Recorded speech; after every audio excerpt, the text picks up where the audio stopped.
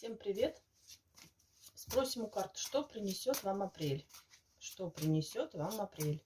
Подписывайтесь, чтобы мое видео проигралось лично для вас. Что принесет апрель? Работу принесет. Какие-то будут вознаграждения для вас заслуженные. Вы заслужили. Вы много трудились, и вы заслужили. Принесет ваша большую власть, полномочия. У вас могут появиться новые какие-то новые обязанности, но вы прекрасно владеете ситуацией. Все в ваших руках. Вообще апрель для вас будет таким быстрым месяцем, быстро будут совершаться события, быстро все будет происходить. Тут и признания в любви будут, и какие-то мечты о любви, может быть, фантазии. Еще принесет праздники и шанс заработать.